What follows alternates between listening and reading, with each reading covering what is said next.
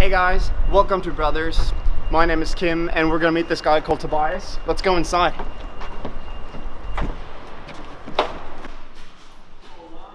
Bro, så sinnssykt fett! Bro, we arrived, we got here. That's the first goal. Good to see you. Good to see you too. Yeah, it's good to have somebody actually in here because normally it's full of people, but now due to Corona, I'm not sure if that's. Yeah, it's almost nobody here. So yeah, welcome guys.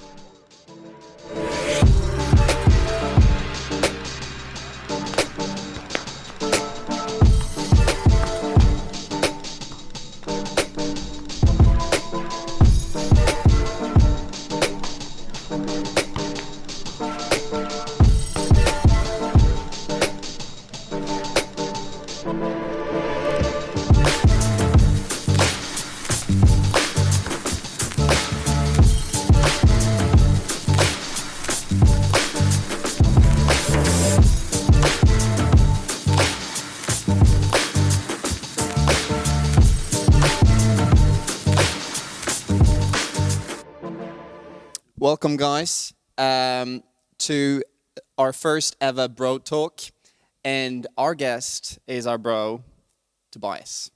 Exciting to be here. Awesome, it's so cool to have you here. I'm gonna try not to be like a news anchor dude, but anyway, we're so excited that you're listening to this, and we're gonna talk about friendship. We're gonna talk about stuff like, you know, the fact that men are created for connection. But first of all, Tobias, tell us about yourself. Can I say one thing? Yeah. That you are a multiple European and world champion freestyle footballer. Yeah, correct. So I'm sitting with a... Thank you for telling them, so I don't have to brag myself. Yeah, I'm like, you know, I'm gonna brag him up. But you know, Yeah. So I'm sitting with a world champion right here. Yeah, no, but you know, I'm a professional football freestyler, and yeah, I'm you know, host. I'm at your podcast or video and an interview, but it's in my facility. So this is, you know, if you can see right now, I'm not sure, but it's a street football place, and that's what I do. I do freestyle and street football, and I've been doing that for about 15, 16 years. Been playing football my whole life. And I could tell from earlier that you have not. Oh, bro, it was supposed to be our secret. But now it's not a secret anymore. But that's okay. No, but I can teach you some stuff. Thank you. Yeah, but it takes time. And, you know, I've been competing my whole life and trying to make a living out of the sport because I love it so much. Yeah. And just being creative with the ball, not playing, you know, at a court together with a lot of people, or I did, but actually doing tricks and stuff like that myself. Yeah. And yeah, being able to travel around the world for the last 10 years and meet a lot of different people from different cultures and getting to know, yeah, people from around the world. Bro, that sounds awesome. Yeah, I'm not super talented when it comes to football or soccer. Some might say soccer, our American friends. But anyway, we're gonna stick to what I know. No, we're gonna talk casually about friendship. We had a chat a while back where I interviewed you about the topic of friendship. Yeah, that was a really good chat, I think. Yeah, me too. I really liked it, and I can see that you got the brother shirt. Yes. So it looks good on you. Thank you. It looks good on me too. Thank you. But yeah, that's just kidding. Anyway, should we just start with the questions? Yeah, let's do it. Yeah. So, guys, I hope you're ready. What was your first reaction when you heard about Brothers?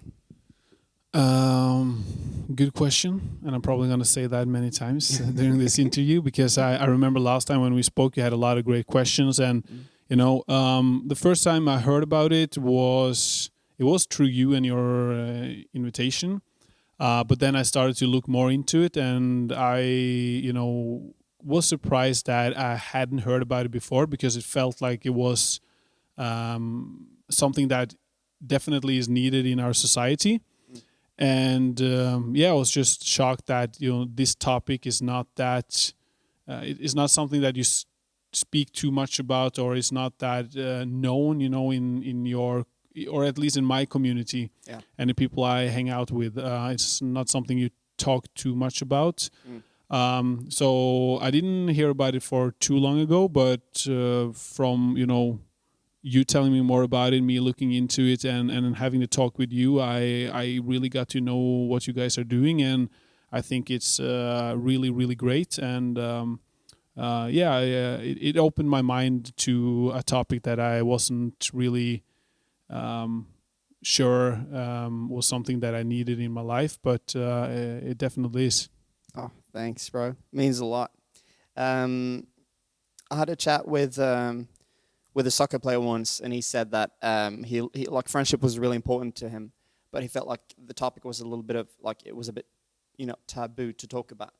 Like, do you understand him where he comes from? Yeah, definitely. I think and again, us as men or guys, we don't talk too much about feelings, and friendships is feelings. And if you compare it to having a girlfriend, for example, that's completely different, because it's more natural to talk about your feelings with another girl, but to talk about feelings with other guy friends, it's not something you do that often. So and also it's not something that when you're boyfriend and girlfriend, it's something that it's a statement, but friendship is not like I'm asking you, do you want to be my friend? It's kind of just something that happens. So it's Definitely. a bit more unnatural to speak about. Yeah, and that kind of brings it, that's a whole nother topic. It's so funny when you meet someone and you realize, are we good friends? Are we like best bros? Or, and it's funny when two guys have different expectations. So one is like, he's my best bro, and the other guy's like, he's just another one of the dudes. And I think that's why you don't want to, define it, because you're afraid that doesn't mean the same to you as for me. Bro, true. We recently released a video called Created for Connection, and you saw it. I'm just going to quote a little bit from that. Millions of men are pushed into isolation, deprived from true, deep friendship, believing that guys shouldn't connect so much on an emotional level. So we end up just acting cool, keeping it uncomplicated and shallow, playing video games or grabbing a beer at a bar, talking about last night's rugby game. We kind of talked about it, but can you relate to that? Yes. I definitely can, of course, but I think all humans are different. So if you're male or female, and for me, like we spoke about last time, I do have a lot of you can call them friends, but not maybe that many close, because I'm so into what I do. Like, and you can kind of say that that's selfish, because I'm thinking so much about myself and what I do. For some people, it might look like I am isolating myself, because I'm so focused on my tasks and what I do, and then also my friends is actually more about what I do for work and my sport. But I believe it's harder for guys in general to open up, and it's easier to just speak about the open topics, like what happened at the game, and I can definitely relate to that. It's not something that you just go up to a friend and then speak about how you feel that day, and it has to be a natural way of getting into that conversation, and that can be hard for some people. I think it's always finding the balance between doing things, accomplishing, because you have like lots of goals and dreams, and I love what you do. And you're a good guy as well. That's the best part. So keep that. Thank you. Balancing what we do, and also not neglecting our close relationships. Because I told someone that, on your last days, you're not going to really think about everything. What you're going to think about is who's close to you, who's right there with you, the relationships. And I think, myself, I can be really like caught up in what I do, even with brothers, ironically enough. And then I can be like, oh, flip, I need to, look after this friendship. because I've almost neglected it sometimes. But I think like at least your work is around this, so you get reminded about it, you know. And that's the thing for me. I can get so focused into what I do, and then I forget. But then when you get a short break or something else happening in life, then you are reminded. And I think that's really important, because I definitely see how valuable that is. And one of the things is thinking about maybe not the meaning of life, but like you said, you're going to die one day, and what are you then going to look back at? Yeah. Are you going to look back at, I landed this trick, or I made, this facility, or I traveled there, or are you going to remember the people that you met on the way while doing that? And, I think you definitely will remember the people, and you also want to be remembered. So you have to, think about the people around you, and not too much about what you want to accomplish in terms of getting a car or a house and stuff like that, because that doesn't really matter in the long run. In the long run. Yeah. It's so cool. We could talk about this forever. I might say that many times as well. But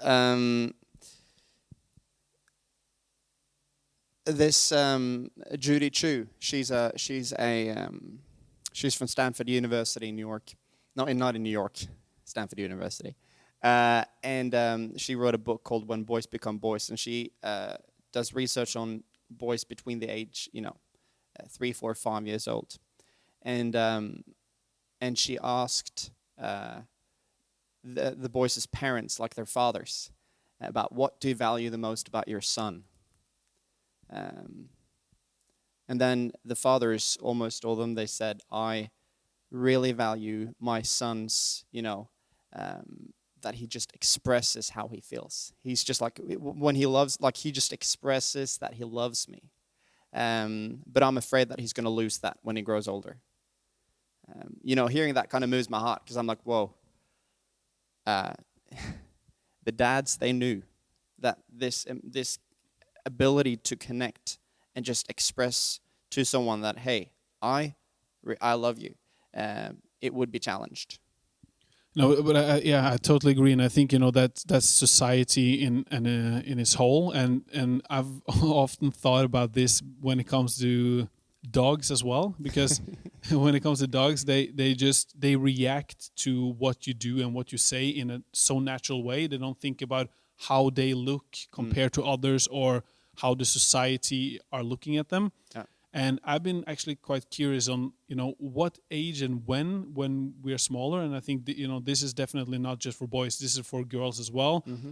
When are they aware of how the society look at them, and also become self-aware that, oh, I'm a part of this. How does people look at me?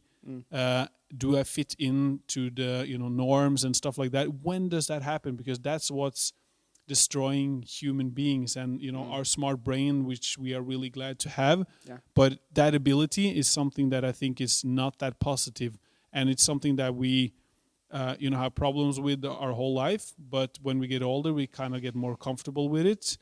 But it definitely takes time. Yeah, definitely. And like I call it the wrestle. The wrestle between, especially like when boys go from kids to youth, adolescence, and like they're becoming grown-ups. Niobe Way as well. She's from New York University. She said that in her book Deep Secrets, that as the boys grew up, when they were 15, they would just like express, she would interview them about their friendships. And they would be like, oh, I love my boy so much. Like, he means the world to me, You just know when that person is that person, and you can trust him. It's really deep. It sounds, almost like, that's deep, it sounds like too mushy, like, you know what I'm saying? Yeah. But then as they grew older, they also felt like, well, society says that men's friendships should look like this. But still they were kind of like, but I really love my friend, and they knew deep inside that, I'm created for connection. So they were in this wrestle between, I want to, appear as, well, so we're just going to take the phone. Sorry, no, that was the alarm. No, that's fine. Anyway, we need that as well. But yeah, so like talking about like how culture kind of impacts boys, and how they wrestled between should I. Yes, especially just to, sorry for interrupting, but especially from what you actually feel, and then like you said, what the society wants from you. If that's too far away, then you kind of get confused, and then you don't know how to react, and then you start to take on this persona and try to kind of, okay, this is not the way I feel, might not be right. Okay, I need to do what the society tells me to do to fit in. Yeah. And that's what you guys are doing, which is great, that you're trying to change the society. So, when I get into this, or when younger guys or boys get into the society, they see they see something new, and they can relate to it. So they don't have to change their persona or the way they act around their bros. Yeah. And like every guy is different, We're not trying to, and I say this many times, like we're not trying to create another box for men to fit into, Like, oh, you're going to talk about your feelings all the time. Please, that's too much, It's more about just opening up, so you're allowed to speak about your feelings, but you don't have to. And you might not be the person that need to talk about your feelings all the time either. Definitely. And it's, life, we go through different spheres in life and seasons. And yes, I think this is interesting, though, because I talked to one guy and he said that even though he's quite open about how, it's easy to talk about, oh, I had a rough time 2 weeks ago. But in the moment, are you able to express towards one of your bros that, hey, I'm having a rough time right now?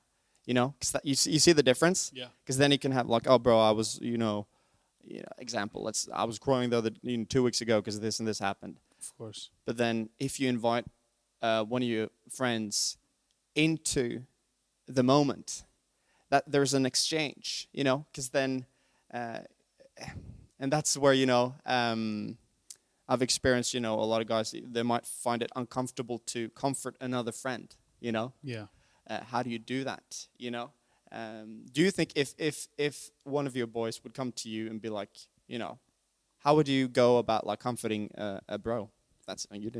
I didn't tell you about that question before we started. Yeah, no, I think I would definitely be comfortable with it, and I think, to be honest, I would, feel that we're getting closer because he actually dares to open up to me, and he wants me to help him, or at least to listen to him. So I think that's a really important thing. Yeah, and I'm guilty there myself, that you take on this, or kind of, I don't know if it's competition or what it is, but you don't want to look bad, or you don't want to show yourself when you're too vulnerable. So that's why it's easier to do it when you're at the top again. Then it's much easier to talk about it with your friends. Yeah. But if you really want deep connections, you should open up. And you don't always have to open up and ask for help, but it's more just like, hey, you're my bro, I just want to tell you this is the situation I'm in. I'm not expecting anything from you, but just letting you know about how I feel right now. And I've been much better at doing that now when I'm older. Yeah. It's not like I feel like I haven't done it earlier, but maybe it's just also the situation I'm in, where you experience more when you get older, and it's more natural. And I feel like that's something that I have been good at doing, but I also see myself in situations where I kind of hold back, and it's a bit, maybe it's the persona, or you don't want to look bad, but I think it's something that we all should be aware of, then, that it's allowed to open up. And it's actually, even though it doesn't feel good right there and then, it will feel much better than if you didn't talk about it and you talk about it later, because you don't get that same deep connection. That's awesome. Yeah, because like you compete, Yes. it's a part of your job. Do you think it's easy to like? How do you think your lifestyle as a freestyle footballer has affected the way you do, the way you bond with your guys?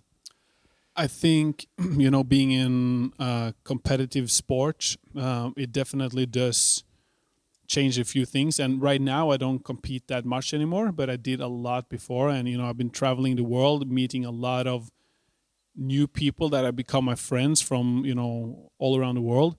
And when I first got to know them, it was more in a competitive move, and you kind of get to know them on stage when you're battling them or competing. Yeah.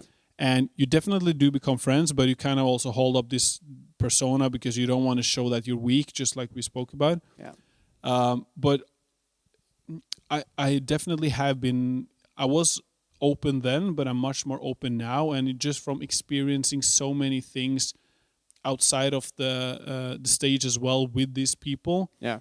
And after quitting competing that much, I also felt that it was more natural to talk about these things, and that we could relate because we have both been on stage, travel to another country that you've never been to, Yeah. stay there for 24 hours, then competing. A lot of people there. It's not something that everybody gets to experience. True.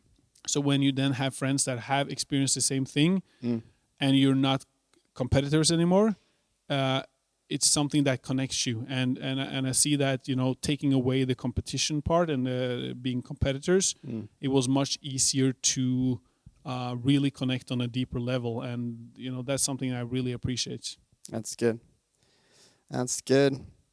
I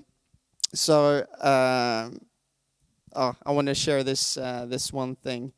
No, I'll ask you a question. This is just like, how often do you express, or through words or through action, that you love your bros? I'm not sure how many times I say that I love them. Do you find like saying I love, like, is that would that be difficult for you? No, I don't. That would definitely not be difficult, and it's something I say to my, parents, my brother, my little brother. But I do feel like I show it in different ways, and I don't feel like it's always that natural to say I love you. At least not in my community, but we say kind of in different ways. Everything from buying something or doing him a favor. Yeah. But also say that I really appreciate you, and also just being able to open up to each other. I think that's also a great way to show that I love you. Yeah. But saying those words is not always natural for me to say to a friend. Yeah. The movie 1917. Have you seen it? Yes, I have. So for those of you who haven't seen it, too bad for you. I'm just kidding. You have to stop now and then go and watch it. Yeah, just press the pause button and be like, anyway. So so now we're back 2 hours later after the movie. Exactly. And like it's from it's the First World War movie. So these two guys, for those of you who haven't watched it, and you still haven't watched it, but these two friends, they're kind of like, just bro, just being dudes, Yeah. And then they're on their way to, I think, Germany to meet one of the boys' brother. Yeah. I think so. And then these two guys, they're on their way, and then suddenly one of the guys, he gets stabbed, I think, by German. Yeah, he does. Yeah, I think so. Yeah. So basically, he's dying. And then there's a scene there where he is on the ground, and he's kind of holding, he's in his friend's arms. You know what I'm saying? Because he's dying. Yes. Right. How would that scene look like if he would sit 2 meters away from him and be like, "Bro, I'm so sorry that you're dying. I feel bad for you." That would not look good. No, because you just know that that's stupid. You wouldn't do that. Yeah. You need to be close to someone, especially when you know that he's dying. You want to be close to him and support him in a way, or yeah. Yeah, exactly. So you'd say that it's in our, anything else but doing that would be unnatural. Yes. So that just proves that it's in our DNA, it's in our nature. So even though those boys were kind of like, not really acting as, hey, I love you, bro, basically. When that happened, he was kind of like, he knew what to do, No one told him. Yeah. And I've also heard people going through, being through the army and everything. They say when we go through hell together, you need to lean on each other. and then but when you get out of the military, or then some people will be like, they will miss it because they will miss the opportunity to bond with people, because in real life you won't be like pushed so much. So, but if you're in, let's say, Sebastian Junger, he's talking about, he wrote a book. I don't remember the name of it, but he's talking about how some veterans miss the war because they miss the connection. They don't miss, the war, because that's terrible. Yeah. But when they get home, they don't have any excuse to connect on such a deep level anymore. Yeah. But I think that's the same thing with, when you go to school, when you're at, a camp or stuff like that, something that connects you, that brings you closer, then it's, you kind of want to be in that bubble, because then you, and especially with the military, I've actually not been in the military myself, but it seems like, it's a place where you're supposed to be tough, but still you get this really good bond and connection with the other guys, because you're same with me as with freestyle football. You experience the same thing, and maybe them as well doesn't really feel that it's natural for them there and then to say I love you or give hugs and stuff like that. But then when you get out, and then after a few years you meet up again, you have this connection, something together that brings you together, and it was low points and high points and stuff like that. And that's what a friendship is. It's not only showing your friends your success, successful, that you are successful. That's awesome. But it's more about showing them that, oh look, I can buy this car, I can do this. It's also just having them being a part of your journey, and having them join you on the low points and then the high points, and feeling that they actually get to be a part of your life. And that's the thing. Being a part of your life.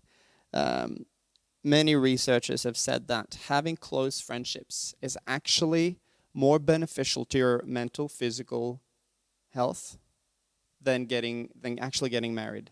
Not to say that I'll go marriage and go dating and all that kind of stuff. Come on, can't emphasize this enough. But what they're trying to say is, we need deep bonds with people, more than just one. Because if we only lean on one person, that's maybe too much for that person to handle. Someone also said, travel fast. No, walk alone and you'll travel fast. Travel together and you'll go further. Yeah. You know what I'm saying? But I think that's a good one, and I'll also think about that when it comes to business as well, because I'm really, sometimes I feel like, I just want to do this myself because I can get this faster, get this done faster. Yeah. But then also realizing that, you can't do everything yourself. And then when you have built something and you have more projects, you actually need more people to lean on. And that's the same thing with friendships. Like, you can't just have one guy that you tell everything to. You can also have many friends that you tell, you can open up in different ways to different people. And definitely. I think it gives life more value as well to have more friends.